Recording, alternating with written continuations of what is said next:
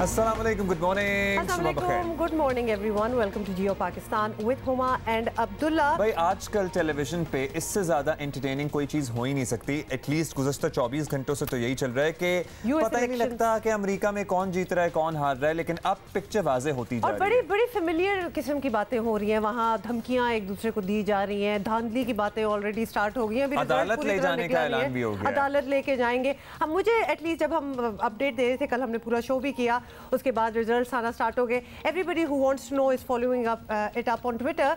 तो वो धमकियां शमकियां सुन के ना, ये सारी बातें करके मुझे बड़ी फेमिलियर सी कुछ रेलेवेंस, मैं तो कह रहा हूं दिल को तसल्ली हो रही थी कि चले हम अकेले थोड़ी हैं, बाकी दुनिया में भी इस तरह के मामले होते हैं। ये सारा सार्केज़म है जो इस वक्त आप लोग सुन रहे हैं। Obviously this is not expected जब आप दुनिया की सबसे बड़ी डेमोक्रेसी और यूएस इलेक्शंस की बात करते हैं, लेकिन पिछले कुछ सालों से हमने देखा है कि वहाँ भी काफ़ी मसले मसाइल जो हैं पढ़ना स्टार्ट हो गए हैं। बहुत ही इंटेंस किस्म का लैक ऑफ ट्रस्ट भी है, और जो हार रहा होता है वो इतनी आसानी से छोड़ता भी नहीं है। मतलब अच्छा, ये तो हमें नजर भी आ रहा है। डोनाल्ड ट्रंप के बारे में अब ये पेश गोई कह लें या जो भी कह लें कि अगर वो हार गए, जो कि मोस्ट लाइकली यही नजर आ रहा है कि जो बाइडेन, जिनकी कल हार की प्रेडिक्शन की जा रही थी मुख्तलिफ प्लेटफॉर्म्स पे, वो आज जीतने वाले हैं। तकरीबन 6 या 4 वोट्स रह गए हैं जो उन्हें मजीद दरकार हैं, और उसके बाद 270 का वो अपना वोट काउंट पूरा कर लेंगे।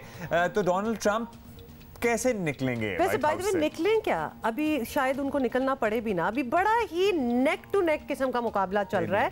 तो अभी तो हम बस वो बातें कर रहे हैं कि दोनों दे आर रियली वेटिंग कि हम अपनी विक्ट्री का अब अनाउंस कर दें, लेकिन अभी भी कुछ स्टेट्स के जो रिजल्ट्स हैं वो आना बाकी हैं। So we are just saying, interesting fact ये है कि किसी भी प्रेसिडेंशियल कैंडिडेट को इतने वोट्स नहीं पड़े हैं अमेरिकी तारीख में जितना जो बाइडेन को पड़े हैं, ऑलमोस्ट 7 करोड़ वोट। अच्छा जी, lots more in today's show. कुछ it had a bit of a Mexican Mexican feel था। मुझे ऐसा लग रहा था कि अभी वो डांस शुरू हो जाएगा, मैक्सिकन ट्रेडिशनल। वो डांस शुरू हो गया था। अच्छा चलिए, we'll wait अमेरिकी इंतखाबात की बात करेंगे। और जरा कॉम्प्लेक्स सूरत हाल है, जरा अजीब, बहुत ही वो जिसको कहते हैं ना मैच पड़ गया। तो बेसिकली अमेरिकी सदारती इंतखाबात में मैच पड़ गया। और आपको बताएं कि अमेरिका में सनसनीखेज इंतखाबात के बाद आखिरकार नताइज अब वाजे होने लगे हैं, लेकिन अभी भी टोटल जो है वो क्लैरिटी इसलिए नहीं आई कि कुछ स्टेट्स रहते हैं। जो बाइडेन की पोजीशन बज़ाहिर मुस्तहकम नजर आ रही है, लेकिन अभी कुछ हतमी नहीं। इस वक्त अमेरिकी अवाम वो कुछ देख रहे हैं जो उनके लिए तो नया है ही, पूरी दुनिया के लिए भी नया है, जिस तरह हम आपको पहले भी बता रहे थे। क्योंकि अमेरिका में इस वक्त जो माहौल बना है वो इससे पहले ना कभी देखा ना सुना। मुख्तलिफ सर्वेज और तज्जियों में ये बात पहले ही आ चुकी थी कि इस बार अमेरिका के 59th यानी 59वीं सदारती इंतखाबात इंतहाई सनसनीखेज हो सकते हैं, और हुआ भी बिल्कुल ऐसा ही है। और ये सिलसिला भी रुका नहीं है, चल रहा है, बिल्कुल चल रहा है। मैंने कल सुबह जब हमने यहाँ कवरेज की, उसके बाद दोपहर में फॉलो अप लिया, फिर शाम को जुनेद से ही पूछा कि क्या हुआ, कौन जीता, तो कहते हैं अभी तक कोई नहीं जीता। फिर आज सुबह भी देखा ट्विटर खोल के, तो फिर भी कोई नहीं जीता। और आपको पता है ना, there are millions of votes जो कि कहा जा रहा है कि it could take days and weeks to count them. हाँ, जो पोस्टल बैलेट्स हैं सारे उनके, बेसिकली बिकॉज ऑफ कोविड-19 जो अर्ली बैलेटिंग हुई है। ट्रंप और बाइडेन जारहाना बयानात के बाद यह भी खदशा था कि इलेक्शन नताइज पर उंगलियां उठेंगी, और ऐसा हुआ। सदर ट्रंप ने इंतखाबी नताइज पर शदीद तहफ़्फ़ुज़ात का इज़हार किया और इंसाफ के खिलाफ सुप्रीम कोर्ट जाने का ऐलान कर दिया। This is a fraud on the American public. This is an embarrassment to our country. We want the law to be used in a proper manner. So we'll be going to the U.S. Supreme Court. We want all voting to stop. We don't want them to find any ballots at 4 o'clock in the morning and add them to the list. Okay? It's a very sad... It's a very sad moment. To me, this is a very sad moment, and we will win this. And as far as I'm concerned, we already have one. He's sad. है ना? क्यों आप ऐसे कह रहे हैं? इसी तरह बोलते हैं वो। कल वो by the way Lady Gaga की भी बुराई कर रहे थे, क्योंकि वो बाइडेन के किसी कैंपेन में पहुंच गई थी, and the way he was speaking about her, पता नहीं कौन इनको वोट देगा। इन हालात में लेडी गागा याद आ रही थी, और किस तरह याद आ रही थी वो, खैर एनीवे बात। अच्छा जी, डेमोक्रेट उम्मीदवार जो बाइडेन अपनी कामयाबी के लिए पूरी उम्मीद हैं, वो तो उन्होंने कल सुबह, आज दिन उनकी रात और हमारी सुबह, उन्होंने कह दिया था जी we are on our way to the victory. तो हम उन्होंने कहा कि वो अभी अपनी कामयाबी का ऐलान नहीं कर रहे। और आपको बताएं कि ताज़ा तरीन सूरत हाल ये है कि डेमोक्रेटिक सदारती उम्मीदवार जो बाइडन के नए अमरीकी सदर बनने का इम्कानात रोशन होते जा रहे हैं। विस्कॉन्सिन के बाद अमरीकी रियासत मिशिगन से भी जो बाइडन कामयाब हो गए, जिसने उनकी पोजीशन काफ़ी बेहतर कर दी। ताहम रिपब्लिकन्स इस पर काफ़ी एतराज़ात कर रहे हैं। सदर ट्रंप ने विस्कॉन्सिन में वोटों की दोबारा गिनती का मुतालबा भी किया है, जबकि ट्रंप के बेटे ने साफ कहा कि यहाँ कानून की धज्जियां बिखेरी गई हैं। Guys, this is fraud. This is absolute fraud. We've seen it in Philadelphia before. They're trying to make a mockery of the election of this country. My father is up by almost 500,000 votes in this state, with 86% reported, and plenty of red counties left to go. Plenty of red counties left to go. We're going to win Pennsylvania, but they're trying to cheat us out of it because they know it's their only path to victory. They know it's the only path to victory. And so we came here today, we met with all our lawyers. We are going to file suit. अब देखिए क्या होता है। वहाँ भी शदीद तहफ़्फ़ुज़ात का इज़हार किया जा रहा है। अमरीकी सदर ट्रंप के बेटे एरिक ट्रंप ने पेंसिल्वेनिया में डेमोक्रेट्स पर धांधली का इल्ज़ाम लगाया। कहा पोलिंग स्टेशंस पर अमले ने बाइडन और हैरिस की तस्वीर वाले मास्क लगा रखे थे, जो इंतखाबी कवानीन की खिलाफ वर्जी है। पेंसिल्वेनिया के नताइज के खिलाफ मुकदमा दायर करेंगे।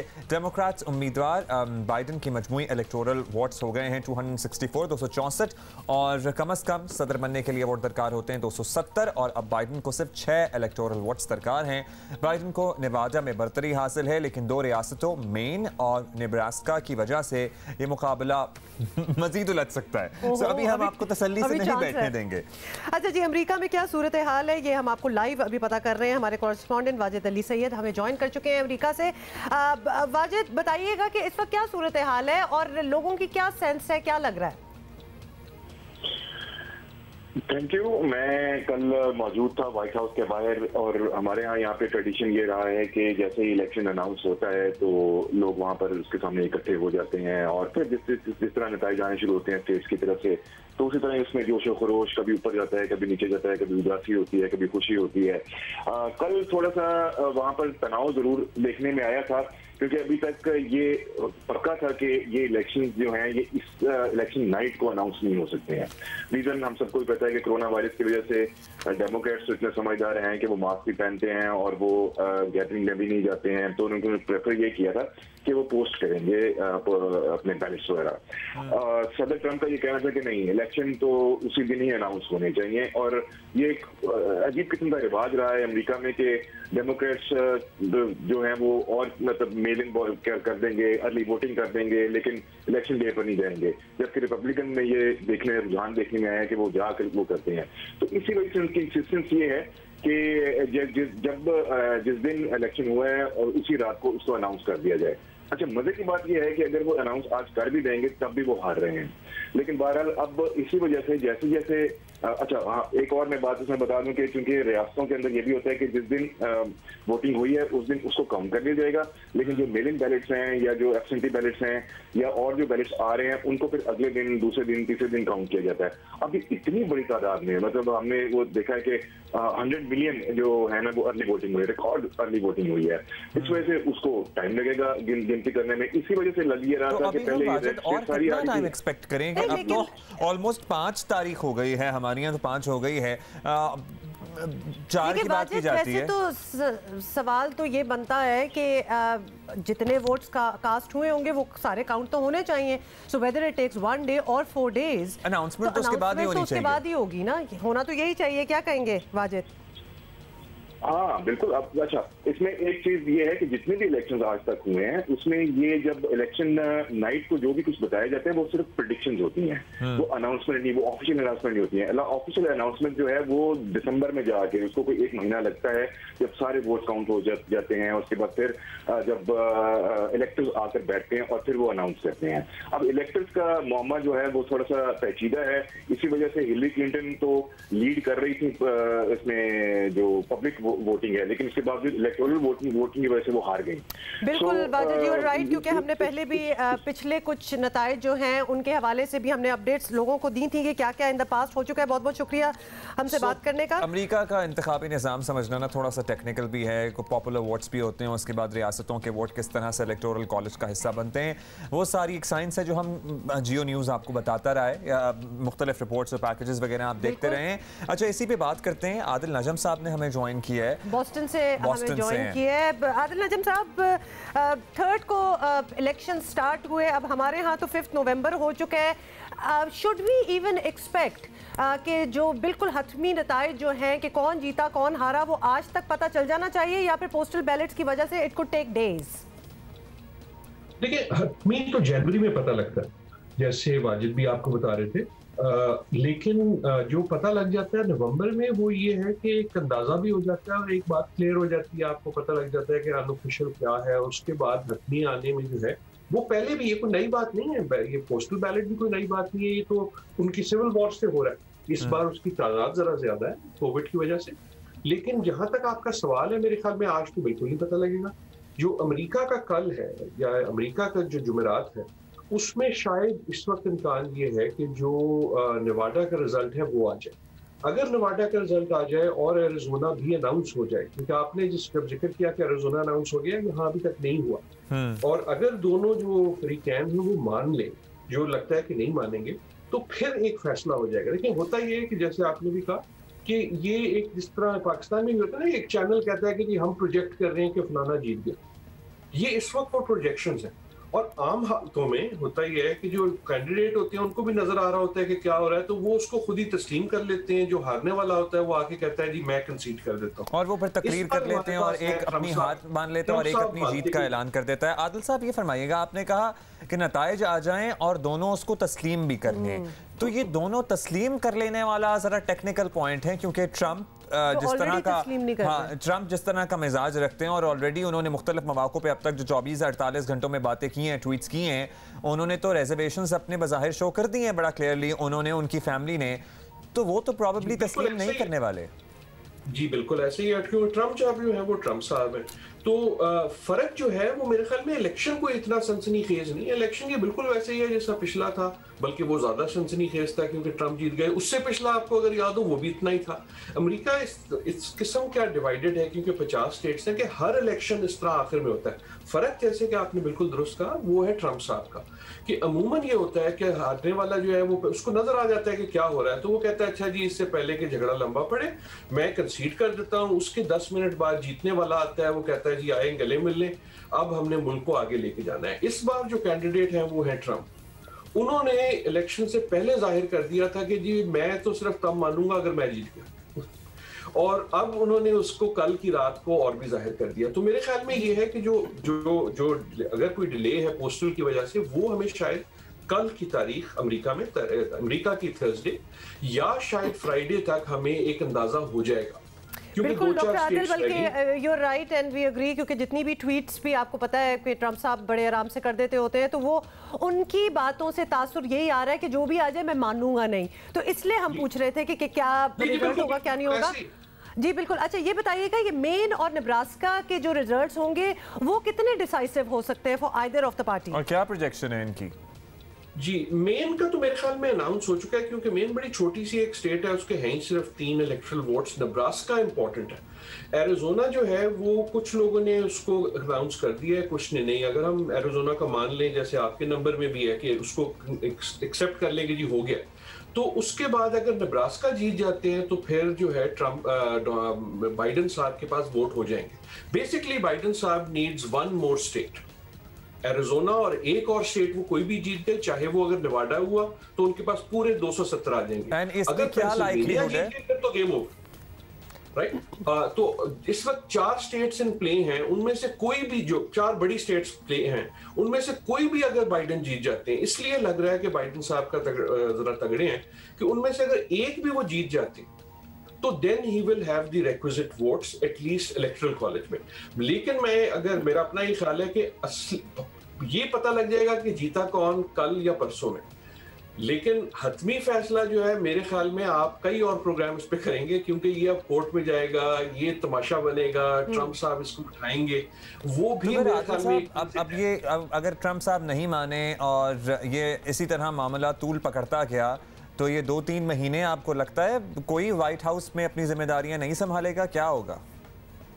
नहीं, व्हाइट हाउस की जिम्मेदारियां तो जनवरी में संभाली जाती है ना, जब तो इनका सिस्टम ऐसा है कि जो इलेक्शन होती है वो नवंबर में होती है, उसके बाद नवंबर से जनवरी तक जो है वो जो पुराना प्रेसिडेंट है वही प्रेसिडेंट रहता है और नए प्रेसिडेंट अपनी टीम शीम बनाता है और फिर जनवरी के शुरू में नया प्रेसिडेंट आ जाता है। ठीक है, तो अब फर्क ये है सिर्फ कि अगर खुदा ना खास्ता ट्रंप साहब जो हैं, जो ट्रंप साहब जिस तरह की हरकतें करते हैं, उन्होंने कह दिया कि मैं नहीं जाता, तो तरीका कोई ऐसा है नहीं कि आप उनको निकाल सकते हैं। फिर गेम जो है हर मोड़ पे एक लीगल हो जाएगी और मेरे ख्याल में तमाशा बन जाएगा और बन गया है। आई थिंक अलमिया ये है कि तमाशा बन गया। मेरे ख्याल में असली खबर जो है, अगर सीरियस में एक जुमला कह सकूं, वो ये है कि ये इलेक्शन चाहे बाइडन जीते या ना जीते, अगर ना भी जीते और जीत भी जाए, असली जो फैसला हुआ है इसमें वो ये कि अमेरिका जितना डिवाइडेड था, जितनी बड़ी इसकी दरार थी, जितनी इसमें तोड़ फोड़ थी, it is a broken society. आज से एक हफ्ते पहले जितना ब्रोकन था, अगले हफ्ते भी उतना ही ब्रोकन रहेगा। That's right, डिवीजन बहुत क्लियर है और इतनी बिल्कुल इतना नेक टू नेक रेस है और हमने स्विंग स्टेट्स में भी देखा है, लिटरली आधे आधे आप समझे डेमोक्रेट्स और आधे रिपब्लिकन्स की बात हो रही है। जल्दी से जाते जाते डॉक्टर आदिल ये भी बता दें कि डीसी में अगर आप देखें तो वाइट हाउस के भी पूरी वो नॉन स्केलेबल फेंसेस जो है वो लगा दी गई हैं। क्या एक्सपेक्टेशन है कि जब रिजल्ट फाइनली आता है तो there is a serious threat that you know riots could break out या इस तरह कुछ चीजें हो सकती हैं? ये क्यों के मुल्क इतना डिवाइडेड है, खुसूसन रेस के मसले पे, और गुस्सा इतना है, दोनों साइड जो है एक दूसरे को बर्दाश्त नहीं कर सकती। सिर्फ बात ये नहीं है कि नेक टू नेक है, लेकिन बर्दाश्त नहीं कर सकती और डर ये था कि इलेक्शन में वायलेंस नहीं हो। अच्छी खबर अभी तक ये है कि नहीं हुआ। अच्छी खबर ये है कि बावजूद इसके कि डर था, दुकानों ने फट्टे लगा दिए, अब तक हमने वो नहीं देखा। डर जो है वो ट्रंप साहब की टैक्टिक से यही है कि वो एक तरह से इंस्टिगेट कर रहे हैं अपने सपोर्टर्स को कि अगर मेरे हक में फैसला नहीं आया तो तुम लोग जो है कहीं सड़कों पे ना आ जाओ। तो अमेरिका तो कोई ऐसा, वैसे हम ऑन अ लाइटर नोट जरा आदिल साहब आपसे पूछ लें कि ऐसा है कि हम जनवरी में ट्रंप साहब को व्हाइट हाउस के सामने धरना दिए देख लें धरना कल्चर उधर भी आ जाए, वो बैठे हो अपने सपोर्टर्स के साथ वहीं पे रह रहे हो सकता है। और मेरे ख्याल में ट्रंप साहब असल में तो एंटरटेनर है ना, वो आपके कबीले से, वो सियासत के तो कबीले से ही नहीं है। अगर वो प्रेसिडेंट ना भी रहे ना तो उन्होंने अपना ट्विटर पे शो जो है वो बरकरार रखना। मैं ये भी पेशन गोई करता हूँ कि वो अगर ट्रंप के प्रेसिडेंट ना भी रहे तो आप अगले कई सालों ट्रंप साहब की बातें करते रहेंगे, क्योंकि वो कोई ना कोई, जिसको हम पंजाब में कहते हैं शुरली, वो छोड़ते रहेंगे। उनको खबरों में रहना He's not going to go down silently or easy। बहुत बहुत शुक्रिया डॉक्टर आदिल नजम हमसे बात करने का, बड़ा अच्छा आपने अपडेट दी कि वहाँ एक्चुअली क्या हो रहा है। उन्होंने कहा ना शुरली छोड़ना, इतनी मुझे दिल को तसल्ली सी हुई है। ये शुरलियाँ तो हर जगह ही हो जाती है। इतने दिन बाद ये ऐसा लग रहा था लाहौर बैठे हैं। वैसे by the way whether you want to take it seriously और नॉन सीरियसली, लेकिन थोड़ी सी दिल में तसल्ली हो जाती है कि हर जगह इस किस्म की चीज़ें हो जाती हैं। मतलब कि अभी डॉक्टर आदिल नजम बता रहे हैं कि फट्टे शट्टे भी लगा दिए शॉप्स के बाहर, इतना एक्सपेक्टेशन है कि कुछ वायलेंस कैन ब्रेक आउट। तो हमारे यहाँ भी तो यही होता है, तो अब तो कोई हम अपनी डिवीजन और सियासी तहरानों की बात करते हैं। अमेरिका का भी यही हाल है और this is not something that we should look up to. No, we are just making a comparison here, but obviously ना वहाँ होना चाहिए ना यहाँ। और एक केस जिस पे हम आपको अपडेट करना चाहते हैं, क्योंकि केस हम सब के दिल के बड़ा करीब है, क्योंकि इसमें एक छोटी सी बच्ची की ज़िंदगी, उसका मुस्तकबिल इन्वॉल्व है। मुबैना तौर पर जालसाजी के ज़रिए बालिग साबित करके ब्याही जाने वाली कराची की आरजू के केस की सिंध हाई कोर्ट में समाअत हुई है और अदालत ने आरजू की उम्र के तयन के लिए मेडिकल बोर्ड तश्कील दे दिया है और 9 नवंबर को रिपोर्ट पेश करने का हुक्म दिया है। लेकिन पीर को होने वाली समाअत में सिंध हाई कोर्ट ने पुलिस को इस्लाम कबूल करके शादी करने वाली आरजू राजा को बाजियाब करा के 5 नवंबर तक दारुल अमान भेजने का हुक्म दिया था, जिसके बाद सिंध हुकूमत ने आरजू की बाजियाबी का ऐलान किया था। पाकिस्तान तहरीक इंसाफ का कहना है सिंध हुकूमत की जिम्मेदारी थी कि बच्ची की गुमशुदगी का नोटिस लेती और सिंध हुकूमत भी बज़ाहिर इस मौक़िफ़ से मुत्तफ़िक नज़र आती है। दूसरी जानिब आपको बताएं, वफाकी वज़ीर शरीफ मज़ारी ने केस में फरीक बनने के लिए सिंध हाई कोर्ट से रुजू कर लिया है। हमारे नुमाइंदा अमीन अनवर अदालत में मौजूद है। समाअत अभी थोड़ी देर पहले ही ख़त्म हुई है। अमीन, बताइएगा क्या अपडेट्स है आपके पास? जी बिल्कुल, जैसा कि सिंध हाई कोर्ट के 2 रुकनी बेंच ने गुज़िश्ता समाअत पर हुक्म दिया था कि आज आरजू फातिमा को अदालत में पेश किया जाए, और आज उन्हें पुलिस की जानिब से अदालत में पेश किया गया है, जहां पर सिंध हुकूमत और वफाकी वज़ीर शीरी मज़ारी की जानिब से उनके वकील बैरिस्टर सलाहुद्दीन अदालत में पेश हुए हैं। समाअत का आगाज़ हुआ तो अदालत ने सबसे पहले आरजू फातिमा से पूछा कि वो बताएँ कि उनकी उम्र कितनी है, जिस पर आरजू फातिमा ने अदालत को बताया कि उनकी उम्र जो है वो 18 साल है और उनका नाम आरजू फातिमा है और उन्हें अपनी मर्जी से शादी की है, किसी ने उनसे कोई ज़बरदस्ती नहीं की है। जिस पर अदालत ने जो है वो उनमें जो दरख्वास्त गुजार के वकील के हैं उनका ये कहना था कि अदालत में जो मामला है वो जो मुकदमा दर्ज कराया गया था आरजू फातिमा के वालिदैन की तरफ से उसे ख़त्म करने का था, लेकिन अदालत ने ये कहना था जो दस्तावेज़ात अदालत में पेश की गई हैं उनके मुताबिक आरजू फातिमा की जो उम्र है वो तकरीबन 13 साल बनती है। लिहाजा उम्र के तयन के लिए अदालत ने महकमा दाखिला को हुक्म दिया है कि वो मेडिकल बोर्ड तश्कील दें और आइंदा समाअत जो है वो 9 नवंबर तक मेडिकल बोर्ड जो है अपनी रिपोर्ट पेश करे, और इस दौरान जो है वो आरजू फातिमा को शेल्टर होम में जो है वो वापस भिजवा दिया गया है। और आज वफाकी वज़ीर शीरी मज़ारी के वकील का ये कहना था कि ये बड़े सेंसिटिव मामला हैं और इसका जो हेयरिंग है वो चैम्बर में की जाए और लड़की का जो बयान है वो भी चैम्बर में लिया जाए। लेकिन जो दरख्वास्त गुजार के वकील उनको ये कहना था कि लड़की को जो स्टेटमेंट है वो आज अदालत रिकॉर्ड कर ले, जिस पर एडवोकेट जनरल ने एतराज़ किया, क्योंकि अगर ये उम्र के तयन अच्छा, वो शख्स जिससे इसकी अमीन शादी की गई थी, अमीन वो शख्स जिससे इसकी शादी की गई थी, जाहिर है इससे तो उम्र में अगर इसकी 18 भी हो तो भी 4 गुना बड़ा है, वो मौजूद था आज समाअत पे, उसका क्या स्टेटस है? जी अली अज़हर को भी पुलिस यहाँ पर लेकर आई थी सिंध हाई कोर्ट में, लेकिन उनसे अदालत के सामने पेश नहीं किया गया है। और अली अज़हर जो है वो अगवा के केस में जुडिशल मजिस्ट्रेट जुनूबी की अदालत से जो है वो 3 रोज़ा जिस्मानी रिमांड पर पुलिस की तहवील में है, लेकिन अदालत का ये कहना था कि सबसे पहले लड़की की उम्र का तयन किया जाए कि उसकी उम्र कितनी है, उसके बाद जो है जो दीगर मामलात हैं उनको देखा जाएगा और पहले मरहले में जो है वो लड़की की उम्र का तयन का। बहुत शुक्रिया अमीन, बहुत शुक्रिया, आपने हमें अपडेट की है। अब लड़की ये कह रही है कि वो 18 साल की है, वैसे उसके डॉक्यूमेंट्स ही कहते हैं कि 13 साल की है। मतलब वैसे 13 साल और 18 साल में 5 साल का फर्क है और विजिबली भी नजर आ जाता है, जो कि नजर आ भी रहा था, जो नजर आ भी रहा है। Just the level of trauma that she is under to continue to say. अब जाहिर है कि मेडिकल रिपोर्ट आ जाएगी तो ही उसकी इजीली उम्र का तयन हो सकेगा। 1-2 साल का गैप तो है नहीं, 5 साल का अच्छा खासा डिफरेंस होता है। एक और खबर जिस पे हम बात करना चाहते हैं, CSS के इम्तहानात में इस बार भी तहरीरी इम्तहान पास होने वालों की शरह इंतहाई कम।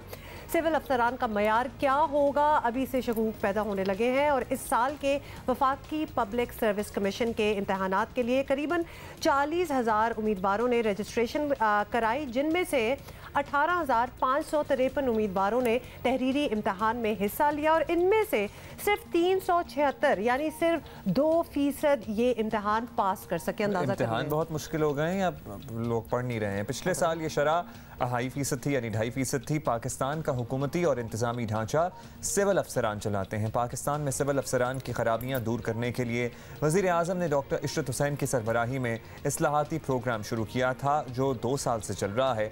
अब ज़रूरी है कि इन इस्लाहात में CSS इम्तहानात वाला मसला भी सामने रख कर तजावीज़ मुरतब की जाएँ। ज़ाहिर है हमारे मुस्तकबिल का सवाल है, फिर हम ब्यूरोक्रेसी के नाअहल होने की बात करते हैं, फिर हम करप्ट अफसरशाही की बात करते हैं। ये सारी चीज़ें तभी ठीक होंगी या तभी बेहतर होंगी। हम ये नहीं कह रहे कि अभी ख़राब है बहुत, लेकिन अगर हमने अपना स्टैंडर्ड मेंटेन ना किया, standard, it's all about the standard, क्योंकि अगर उस लेवल के अफसर से एक एक्सपेक्टेशन है और उस मयार पे वो ना हो तो लगता है कि he doesn't deserve to be sitting on that seat. अच्छा जी, हमें ज्वाइन किया है वफाकी वज़ीर तालीम शफकत महमूद साहब हमारे साथ हैं। शफकत महमूद साहब, वैसे तो गुज़िश्ता कई सालों से ये ट्रेंड चल रहा है, लेकिन इस दफ़ा तो हद ही हो गई है। हमने पूरे फिगर्स भी बताए हैं। CSS इम्तहानात के 18,500 उम्मीदवारों में से सिर्फ 376 पास हो सके हैं। तो क्या हमारी आला तालीम जो निज़ाम है उस पर सवाल बनता तो है? एक्चुअली आपसे पूछना चाह रहे हैं कि किस तरह के ग्रेजुएट्स जो हैं वो प्रोड्यूस हो रहे हैं इधर? जी, इसमें तो कोई शक वाली बात नहीं है कि हम जो ग्रेजुएट प्रोड्यूस कर रहे हैं उनकी क्वालिटी इंटरनेशनल स्टैंडर्ड्स के मुताबिक उतनी नहीं है जितनी होनी चाहिए। और कुछ यूनिवर्सिटीज़ जो हैं उनके बड़े अच्छे रिजल्ट्स हैं और उनकी बड़ी अच्छी टीचिंग स्टैंडर्ड्स हैं, लेकिन बहुत सारी यूनिवर्सिटीज़ हैं जहाँ पे अभी मज़ीद मेहनत करने की ज़रूरत है और फैकल्टी को मज़ीद ट्रेनिंग की ज़रूरत है या मज़ीद बेहतर फैकल्टी की ज़रूरत है। मैं तो हमेशा कहता हूँ कि हम ये कहते रहते हैं कि यूनिवर्सिटीज़ नहीं बनाएं, लेकिन सिर्फ यूनिवर्सिटी बनाना काफ़ी नहीं है। एक अच्छी यूनिवर्सिटी बिल्डिंग से तो नहीं बनती, वो तो उस्तादों से और रिसर्च से और लेबॉरेटरीज और इन चीज़ों से बनती है। तो उस्ताद और फैकल्टी जब तक ठीक नहीं होगी तब तक रिजल्ट भी जो है, जो क्वालिटी है, जो स्टैंडर्ड है, वो भी ठीक नहीं होगा। तो इसलिए हमारी हुकूमत की इंतहाई कोशिश है कि हम क्वालिटी पे तवज्जो दें और क्वालिटी पे तवज्जो दें कि जो प्रोडक्ट निकलता है यूनिवर्सिटी से वो उसका एक अच्छा हाई स्टैंडर्ड हो। अब शफकत साहब, अब एक चीज़ तो ज़ाहिर ये है कि तालीम का मयार ऐसा करना है कि ग्रेजुएट्स कम से कम CSS का तहरीरी इम्तिहान तो पास कर सकें। दूसरा ये कि सिविल सर्विसेज रिफॉर्म्स करते हुए ये भी यकीनी बनाना चाहिए कि काबिल अफराद ही ब्यूरोक्रेसी का हिस्सा बने। क्या हुकूमत ये दोनों काम कर रही है? कोई प्लान में हैं चीज़ें ऐसी? जी बिल्कुल, सिविल सर्विस रिफॉर्म के बारे में बहुत सारी चीज़ें जो हैं उनके बारे में मुशावरत हो रही है और जिसमें एक चीज़ जिस पे मुशावरत हो रही है वो ये है कि एक नेशनल एग्जीक्यूटिव सर्विस बनाई जाए जिसमें तनख्वाहें जो हैं वो मार्केट रेट्स के मुताबिक हों और उसमें रिक्रूटमेंट जो है वो प्राइवेट सेक्टर से भी हो सके और गवर्नमेंट से भी हो सके। तो ये तजवीज़ जो है उससे बड़ा फ़र्क पड़ेगा सीनियर ब्यूरोक्रेसी में। लेकिन ओवरऑल जो ब्यूरोक्रेटिक या आप कहने सिविल सर्विस रिफॉर्म है वो एक बहुत लंबा चैप्टर है, उसमें बहुत कुछ करने की ज़रूरत है। लेकिन मैं समझता हूँ कि उसमें जो एक बहुत अहम काम है जिसकी वजह से गवर्नमेंट की तरफ लोग अट्रैक्ट नहीं हो रहे वो ये है कि जो तनख्वाहें हैं सरकारी अफसरों की वो प्राइवेट सेक्टर के मुकाबले में बहुत कम है। अच्छा शफकत महमूद साहब, आप हमारे साथ हैं तो एक सवाल हम कोरोना के हवाले से भी पूछ लें। तालीमी इदारे बड़े महीनों के बाद खुले थे कि कोरोना की दूसरी लहर आ गई। वज़ीर आज़म को हमने सुना है सनतें दोबारा बंद करने के हक़ में तो बिल्कुल नहीं है, लेकिन तालीमी इदारों से मुताल्लिक क्या ख्याल है आपका? क्या उन्हें दोबारा बंद किया जा सकता है? पहली तो बात यह है कि हमें जो भी एडवाइस हेल्थ मिनिस्ट्री से आएगी वो हमारे लिए मुकद्दम होगी, क्योंकि बच्चों की सेहत जो है वो हमारा अवली फ़राइज़ में शामिल है और वो उसको कभी भी हम इग्नोर नहीं कर सकते। लेकिन अभी तक जो हालात हैं उसमें मैं कह सकता हूँ कि फ़िलहाल ऐसे अभी कोई स्कूल बंद करने की नौबत नहीं आई। जहाँ कहीं एक तो जगह पे या मुख्तलिफ जगहों पे, बल्कि एक दो से नहीं ज़्यादा जगहों पे, जहाँ पे अगर बीमारी नज़र आई है तो वो माइक्रो लॉकडाउन यानी कि वो स्कूल या वो सेक्शन बंद कर दिया गया है, लेकिन सारी तालीम जो है उसको बंद करने का भी वक्त नहीं आया। बहुत नुकसान हुआ है, 6 महीने तालीमी इदारे बन रहे हैं और हमारी कोशिश है कि जब तक हमें हेल्थ की तरफ से एडवाइस ना आए तब तक हम तालीमी इदारे जो हैं वो चलते रहेंगे। ऑलराइट, बहुत शुक्रिया आपका शफकत महमूद साहब। जब तक उन्होंने कहा कि हेल्थ मिनिस्ट्री की तरफ से एडवाइस ना आए तब तक तालीमी इदारों का सिलसिला इसी तरह चलेगा। बस आपको एहतियात करनी है, सबको ख्याल करना है। अच्छा, वैसे ज़िंदगी में मुझे लगता है कि पाकिस्तान में हर नौजवान को कभी ना कभी ज़िंदगी में ये मशवरा या फिर ये प्रेशर ज़रूर दिया गया है कि बेटा CSS कर लो। हाँ सबके साथ हुआ है। मतलब कितना सीरियसली मशवरा दिया हो या आपने कितना सीरियसली लिया हो, लेकिन करियर में एक मौके पे बात जरूर उठती है, जरूर। और खासतौर पे वो एज जब निकल रही होती है तो उससे पहले कहा जाता है कि बस एक दफा सारे कर लेते हैं तो तुम भी कर लो। Been there done that, not done that actually, just been there, didn't do it but yes हमने भी वो तो बस ये थोड़ी सी अलार्मिंग बात थी और हमने शफकत महमूद साहब से बात भी कर ली कि ये जो मयार है ना हमारे कैंडिडेट्स का, that really needs to, you couldn't even speak about the issues ना कराची की। लगता था आपकी भी कुछ स्पीड ब्रेकर आ गया ज़बान में। मेरी बात सुने, लड़खड़ा गई है। लड़खड़ा, एक तो लड़खड़ा, वो वर्ड खटारा था, खटारा, खराटा नहीं था। क्या था आपने कहा? क्या था? कड़ाके निकल जाते हैं ना जब आप इस किस्म की बसों में सफर करते हैं, जब आप खटारा बसों में, जब आप खटारा बसों में, वैसे बन सकता है बड़ा जबरदस्त, किसी गेम शो वाले को दे देते हैं बना के। हाँ, अच्छा पहले खबर यह है कि कराची में पब्लिक ट्रांसपोर्ट के नाम पर जो चल रहा है दुनिया भर में हमारा मजाक बन गया है। एक मरतबा फिर वफाकी और सूबाई हुकूमतों से गुजारिश है कि कराची को लंदन, न्यूयॉर्क छोड़ें, पेशावर या मुल्तान ही बना दें। लाहौर अगर ना भी, हम बहुत हाई स्टैंडर्ड नहीं भी अपने लिए रखते तो। आलमी जरीदे ब्लूमबर्ग की रिपोर्ट के मुताबिक कराची बदतरीन पब्लिक ट्रांसपोर्ट रखने वाला शहर है। मुल्क को कुल रेवेन्यू का निस्फ कमा कर देने वाला कराची ही इनके शहरी खटारा बसों की छतों पर, सिर्फ बसों में नहीं, सॉरी मैं वहीं रुक गई थी, मुझे पता था क्या आने वाला है। बसों की छतों पर सफर करने पर मजबूर है ऑब्वियसली, और सड़कें टूटी फूटी हैं। मतलब you know exactly what the situation here is. 15 साल से कराची सरकार सर्कुलर रेलवे का निजाम, stop it,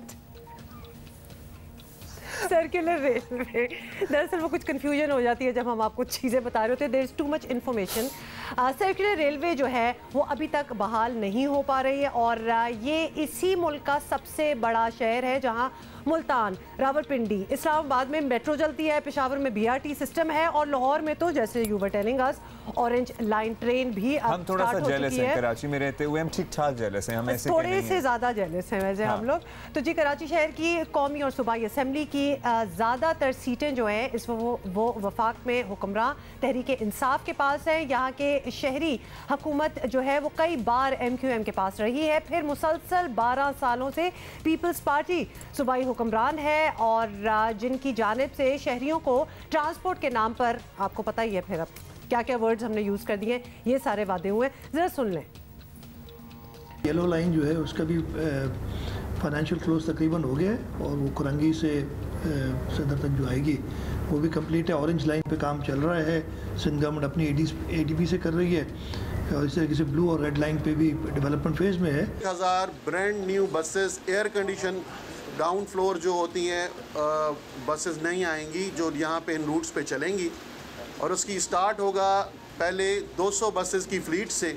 city bus service हम लोग दे रहे हैं, ये जुलाई तक ऑन रोड आ जाएंगे ये बसेस जो हैं। तो 600 ये 37 या 35 जो बसेस हैं ये इंट्रासिटी है, ये सिर्फ कराची के लिए, और ये पहला फेज है। मेरे ख्याल में महीने 1.5 में रोड पे आनी चाहिए। इंशाल्लाह पूरी कोशिश है हमारी कि इसी साल बसेस जो हैं ऑन रोड आ जाएं। जनवरी के एंड तक आपको ऑन रोड बसेस मिलेंगी इंशाल्लाह।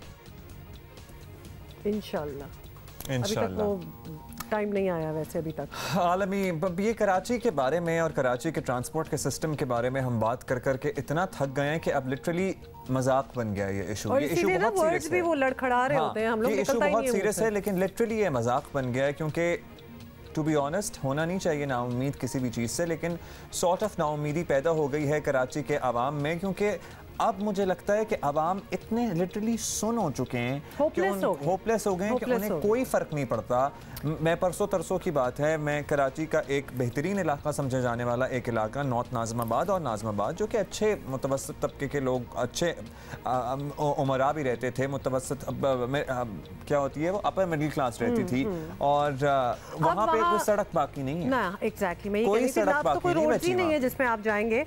अच्छा, आपको ये भी बता दें कि आलमी मीडिया के लिए पाकिस्तान की सियासत, सिक्योरिटी और ख़वातीन के हकूक़ जैसे मसाइल दिलचस्पी का मरकज़ रहे हैं, लेकिन अब कराची का बदतरीन ट्रांसपोर्ट निज़ाम भी आलमी मीडिया की सुर्खियों में जगह बना रहा है, क्योंकि हैरान हो जाता है इंसान देख के कि बाकी मुल्क छोड़ के जब कराची पहुंचो तो लगता है कि मुल्क ही कोई और है।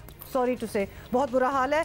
हमें ज्वाइन किया है सिंध के वज़ीर ट्रांसपोर्ट अवैस कादिर शाह साहब हमारे साथ मौजूद हैं। शाह साहब, जब आलमी मीडिया में ये बात हो कि मुल्क को ठीक ठाक रेवेन्यू देने वाला मुल्क का सबसे बड़ा शहर ट्रांसपोर्ट के निज़ाम से महरूम है, तो इस शहर की हुकूमत में रहने वाले हर शख्स से ये सवाल होगा कि इतने सालों में ट्रांसपोर्ट के लिए आपने क्या किया? सर, हुकूमत सिंध की कारकर्दगी बता दें आप।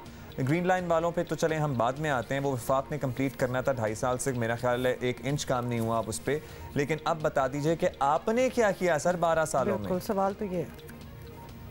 लेकिन ट्रांसपोर्ट की तरफ आते हुए ये ज़रूर कहूँगा कि माजी में वाकई 12 साल से हमारी हुकूमत है, ट्रांसपोर्ट सेक्टर में जो इनिशिएटिव लेने चाहिए थे वो लिए तो गए, लेकिन किन वजूहात की बिना पे वो रुक गए या वो प्रोजेक्ट्स पाया तकमील तक नहीं पहुंच सके, उसमें एक बहुत लंबी डिबेट है। मैं कोई इस वक्त पॉलिटिकल बात नहीं करना चाहता, लेकिन अल्हम्दुलिल्लाह इन 2 सालों में हमारे पास जो फॉरेन फंडेड प्रोजेक्ट्स हैं वो आ गए हैं और उसमें मैंने बहुत कोशिश की है कि उनको वॉर फुटिंग्स पे ले जाया जाए। और उसमें मैं एक छोटी सी चीज़ जल्दी बताता चलूँ, फिर कभी प्रोग्राम में डिटेल से बताऊँगा कि हमारे पास जो ये मेट्रो सर्विसेज टाइप, जिस तरह आप समझ लेंगे कि BRT सर्विस, बस रैपिड ट्रांजिट सिस्टम्स जो चलेंगे, उसमें रेड लाइन का जो प्रोजेक्ट है एशियन डेवलपमेंट बैंक के तवज्जुह से बनाया जा रहा है, वो इंशाल्लाह हम अगले साल के शुरू में ही फरवरी या मार्च में हम इंशाल्लाह उसकी ग्राउंड ब्रेकिंग करेंगे। और वर्ल्ड बैंक के तवज्जुह से जो येलो लाइन का प्रोजेक्ट है उसकी भी अगले साल में, इस वक्त डिज़ाइन के फेज़ में वो चल रहा है और अगले साल में उसकी भी ग्राउंड ब्रेकिंग कराची के शहर में ही होगी।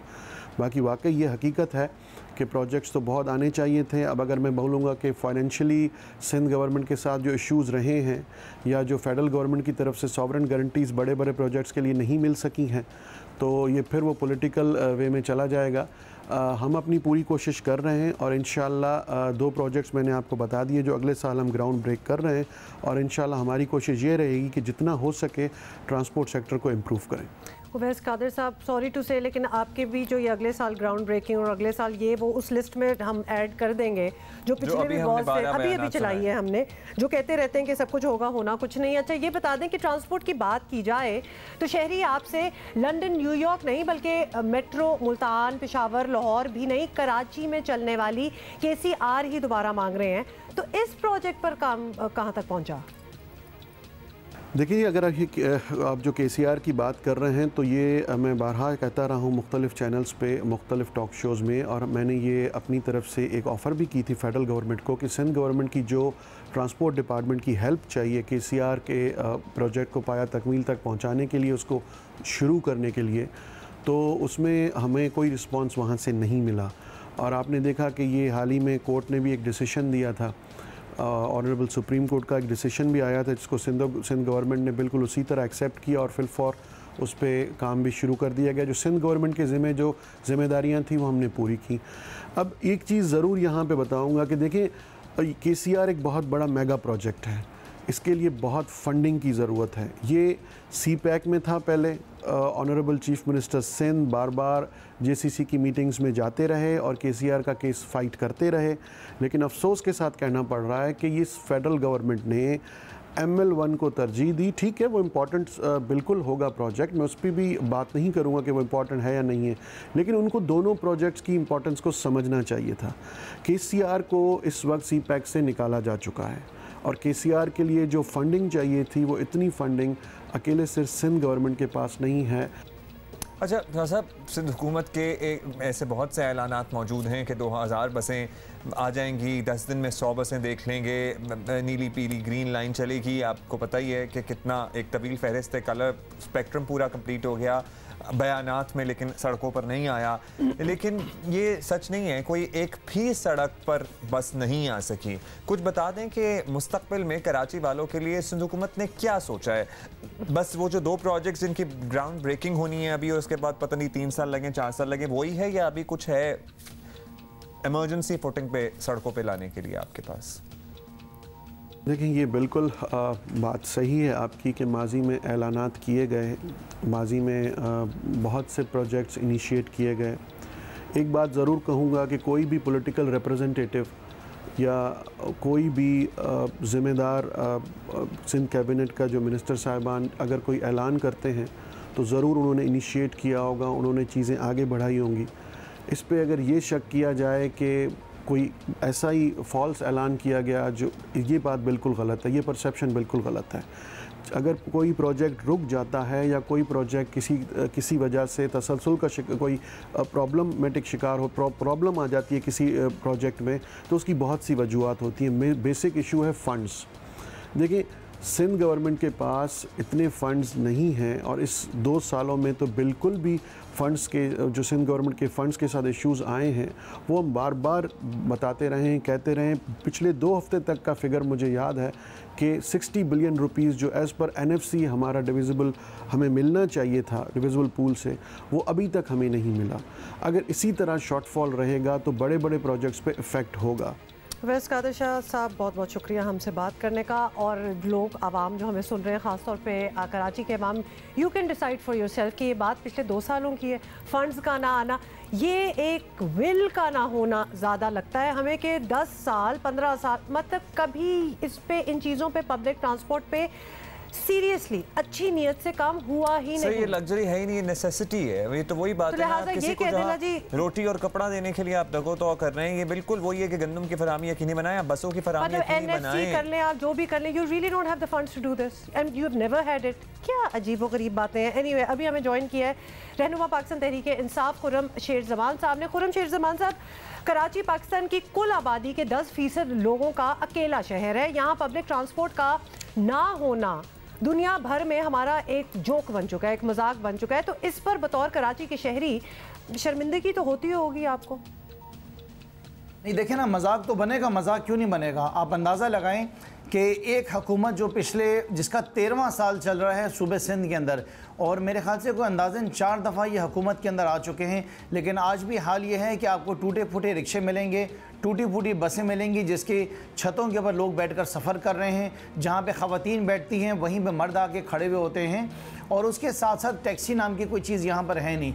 तो देखिए, ये इस बात को समझना बहुत ज़्यादा ज़रूरी है कि इसके अंदर फेलियर किसका है। ये फेलियर पाकिस्तान पीपल्स पार्टी का है, पाकिस्तान पीपल्स पार्टी के नाकाम मिनिस्टर्स का फेलियर है, अब तक इनके जितने चीफ मिनिस्टर्स आए हैं उनका फेलियर है, और सबसे बड़ी बात इनके चेयरमैन का फेलियर है कि उन्होंने आज तक एहसास नहीं किया कि शहर कराची के पास जो है, जिसकी इतनी बड़ी आबादी है, जो कि पूरे मुल्क को चलाता है, जिसका सबसे बड़ा हिस्सा जो है वो सूबे सिंध के रेवेन्यू के अंदर है, लेकिन यहाँ पर बस नहीं है।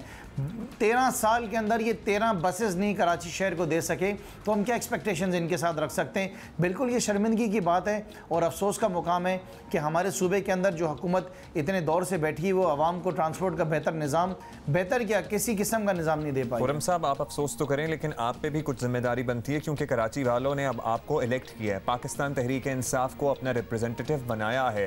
ट्रांसपोर्ट जैसे मसाइल से ही उकताए हुए कराची वालों ने गुज़श्ता इंतखाबात में, आपको पता है, बड़ा ट्रस्ट किया आप लोगों ने। 2.5 साल हो गए हैं। आपसे भी हम ये पूछेंगे कि ट्रांसपोर्ट के इशू पर आप लोगों ने क्या कर लिया अब तक। वफाकी हुकूमत खुद क्यों अपने आप को बरी ज़िम्मा समझती है? हमें हमेशा से लगता है when it comes to Karachi. नहीं, देखें, बिल्कुल भी ऐसी बात नहीं है। इस बात को सबसे पहले क्लियर कर लिया जाए कि मैं समझ रहा हूं कि आप ग्रीन लाइन के बारे में बात कर रहे हैं। ग्रीन लाइन के बारे में मैं आवाम को बताना चाहूँगा कि ग्रीन लाइन की ज़िम्मेदारी जो वफाकी हुकूमत की थी, जो हमसे पहले हुकूमत थी, उनकी ज़िम्मेदारी थी कि उन्होंने पूरा इंफ्रास्ट्रक्चर तैयार करना है। जब इसका इंफ्रास्ट्रक्चर तैयार हो जाएगा, उसके बाद जो सूबाई हुकूमत थी उसने बसेस भी लेकर आनी थी, इसका पूरा IT सिस्टम भी बनाना था।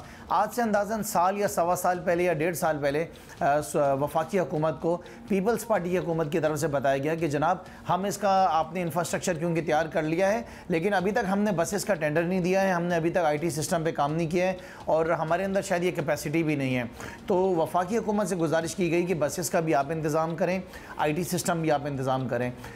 वफाकी हुकूमत ने इसके टेंडर्स कर दिए हैं, बसेस के भी टेंडर्स हो गए हैं, उसके अलावा इसका IT सिस्टम है, उसका भी कॉन्ट्रैक्ट मेरे ख्याल से उसको मुकम्मल तौर पे दे दिया गया है। और जहाँ तक मेरी इन्फॉर्मेशन है, ये अंदाज़न कोई 6 से 7 महीने 8 महीने और लगेंगे जब तक इसकी बसेस भी आएंगी और इसका IT सिस्टम भी मुकम्मल हो जाएगा। चलें, हम ये बयान भी संभाल के रख लेते हैं। खुर्रम साहब, शुक्रिया आपका, और उसी फहरिस्त में डाल देंगे कि 6-8 महीने बाद ही हम चलें 10 महीने बाद आपसे पूछेंगे कि यहाँ पर जो बसें चलनी थी वो कहाँ हैं। अच्छा, मैं इस आयरनी पे अभी वापस चली गई थी कि इनसे पहले जो उन्होंने बात की थी वैस कादिर शाह साहब से, वो सिंध के वज़ीर ट्रांसपोर्ट हैं। ट्रांसपोर्ट कहाँ है जिसके वज़ीर बन गए? मतलब मुझे तो इस आयरनी पे मैं फंस गई हूँ। अब पाकिस्तान को जिम्बाब्वे के खिलाफ 3 T20 मैचेस खेलने हैं। रैंकिंग और तजर्बा अपनी जगह, लेकिन कोई शक नहीं कि नए सीरीज़ के आगाज़ में जिम्बाब्वे ज़्यादा पुरएतमादी है। उनके आखिरी मैच में कुछ उन्होंने हमारे साथ अच्छा नहीं किया और हमें पसंद नहीं आया, और पाकिस्तान ज़्यादा दहाओं में प्रॉब्लली नजर आया। हमें पसंद नहीं आया, वो बेचारे खेलने आए हैं ना, उन्होंने भी तो जीतना है। एक तो हमारा ही होम ग्राउंड, तो यानी हार जाए कि जस्ट बिकॉज़ हमारे घर आए हो तो लिहाज कर ले बंदा। सुपर ओवर तक तो ना बात लेके जाए, वो हमने वहाँ तक कैसे जाने दी बात, ये भी तो एक सवाल पहुँच सकता है। अच्छा जी, टेस्ट क्रिकेटर सिकंदर बख्त हमारे साथ है। सिकंदर, अब पाकिस्तान जिम्बाब्वे से पहला मैच भी मुश्किल ही जीता था, लेकिन तीसरे वनडे में तो जिस तरह की हार हुई, ये तो बिल्कुल ही हम एक्सपेक्ट नहीं कर रहे थे। वी डिड विन 2, तो हम सोच रहे थे थर्ड भी ठीक हो जाएगा।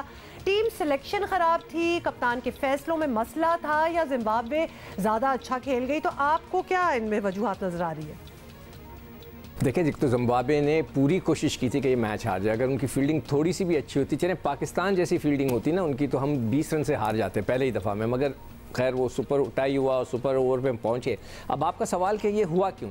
देखिए, हमारी टीम गलत फहमी पे चल रही है। हमारे यहाँ टीम में गलत फहमी क्या है कि जी जिस दिन फ़खर चलेगा वो हम मैच जीत जाएंगे। भाई टीमें इस तरह नहीं चलती कि फ़खर चलेगा तो।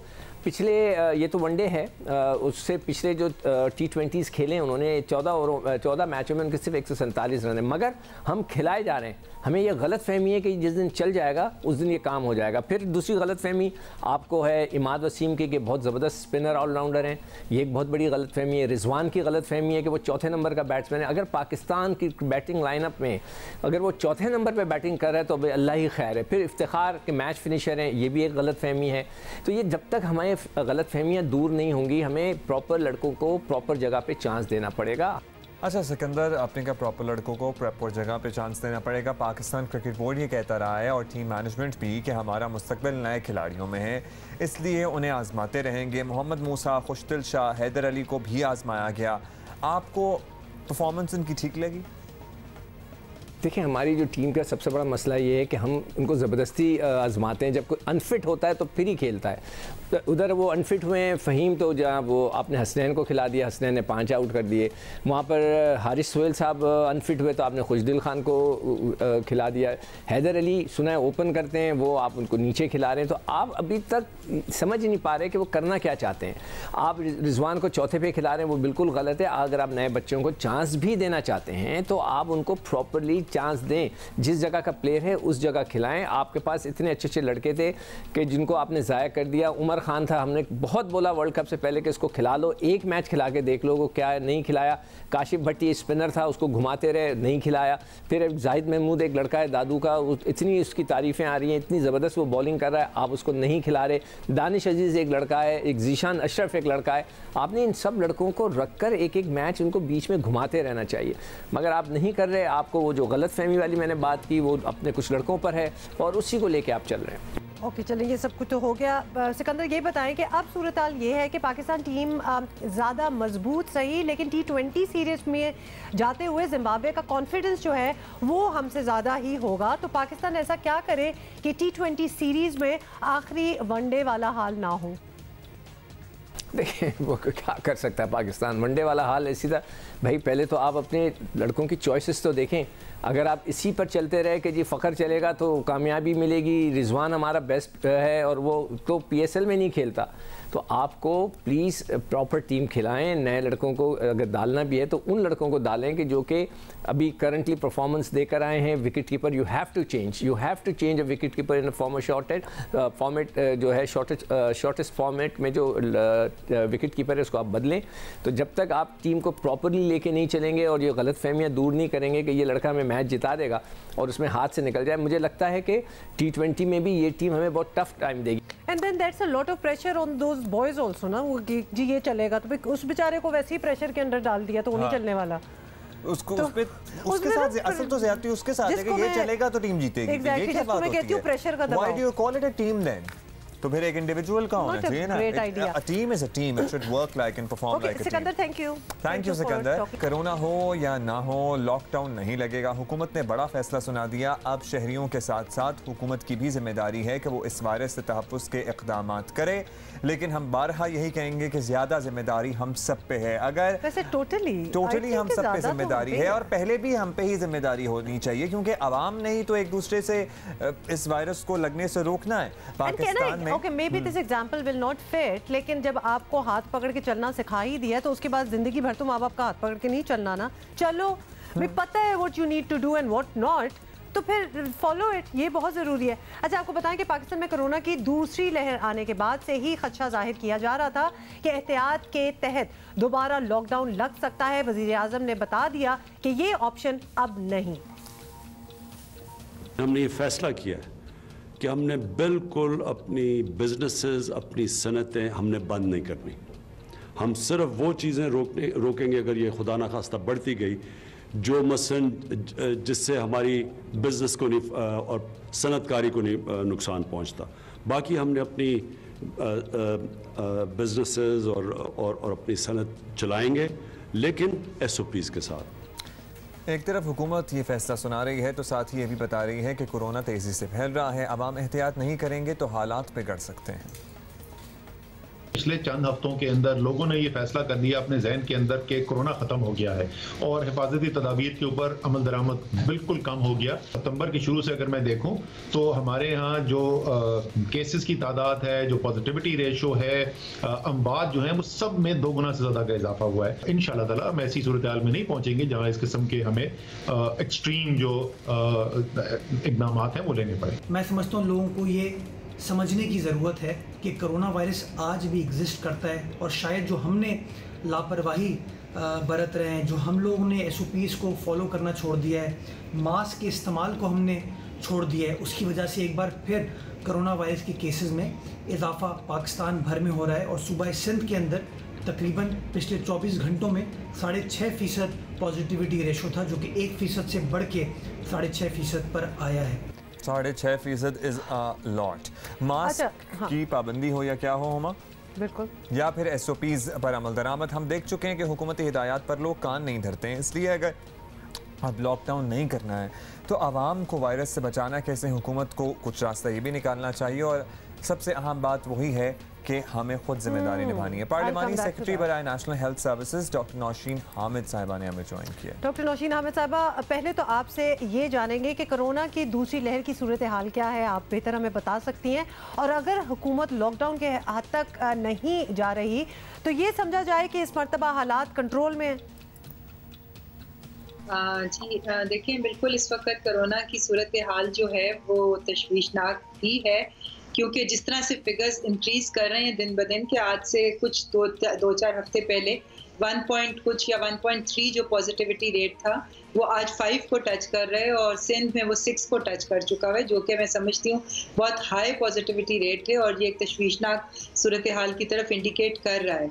मगर दूसरी तरफ हमने ये भी देखना है कि ये कोरोना वायरस जो है ये हमारे साथ एक ऑनगोइंग प्रोसेस है कि अब इसने कुछ अर्सा पाकिस्तान में रहना है, बल्कि पूरी दुनिया में रहना है। तो अब हमें इसका हल लॉकडाउन्स नहीं है, इसका हल ये कि आपने अपनी तर्ज ज़िंदगी को बदलना है, आपने अपनी रोज़मर्रा ज़िंदगी जो है उसको इस तरीके से ढालना है कि आप इस कोरोना वायरस का मुकाबला कर सकें। और ये अगर आप SOPs को फॉलो करते हैं और एहतियाती तदाबीर को फॉलो करते हैं तो इसका फैलाव रुकना जो है वो बिल्कुल मुमकिन है। तो हुकूमत इस वक्त इसी बात पे स्ट्रेस कर रही है कि हिफाजती तदाबीर को अपनाएं, मास्क इस्तेमाल करें, सोशल डिस्टेंसिंग करें, हाथ वॉश करें और क्लोज स्पेसेस को, जो पुअरली वेंटिलेटेड स्पेसेस हैं, उनको अवॉइड करें। अच्छा डॉक्टर साहब, जिस तरह कोरोना की पहली लहर से मुताल्लिक ये कहा गया था कि गर्मी बढ़ेगी तो इसकी शिद्दत कम होगी, इसी तरह कहा जा रहा है कि सर्दी बढ़ने के साथ कोरोना की शिद्दत मज़ीद बढ़ेगी। तो अगर ऐसा ही है तो क्या हुकूमत ने लॉकडाउन ना करने के फैसले में जल्दी ही नहीं कर दी है? देखिए, इसकी बढ़ने की वजह क्या है? जो सर्दियों में कहा जा रहा है कि ये बढ़ेगा, इसकी बढ़ने की वजह जैसा कि मैंने अभी जिक्र किया कि जो क्लोज स्पेसेस होती हैं और जो बंद जगह होती हैं जहाँ पे हवा का गुजर नहीं होता, वहाँ पर इसका फैलाव ज़्यादा होता है। तो ये जगह कहाँ होती हैं? ये घरों में होती हैं। जब सर्दी होती है तो लोग अपने घरों के अंदर दरवाजे खिड़कियाँ बंद करके क्लोज स्पेस में रहते हैं, तो ये बाहर निकलने की वजह से नहीं बढ़ेगा, बल्कि ये घरों के अंदर जिस वक्त क्लोज स्पेसेस में और सर्दियों में हीटर्स चलते हैं, कमरों को बंद किया जाता है, बाहर से हवा को रोका जाता है, तो ये इसका सबब होता है जिसकी वजह से ये सर्दियों में बढ़ता है। तो इसलिए बाहर निकलने से रोकना इसका इलाज नहीं है, बल्कि अपनी ज़िंदगी को बदलना और अपने तरीके जिस तरीके से ये फैलता है उसको बदलने से फ़र्क पड़ेगा। अच्छा नौशीन साहब, कोरोना SOPs पर अमल दरामद ना करने वालों के लिए एक धमकी रह गई थी कि अमल ना करने वाला जो सेक्टर होगा वो मिनी स्मार्ट लॉकडाउन जिसको कहा जा रहा था वो बंद किया जाएगा। तो वज़ीर आज़म ने ऐलान के बाद वो मामला भी ख़त्म कर दिया है। तो अब लोगों को कोरोना SOPs पर अमल दरामद कराने के लिए कैसे मजबूर करेंगे? क्या सोचा है कि क्या करना चाहिए? रास्ता क्या है आपके पास?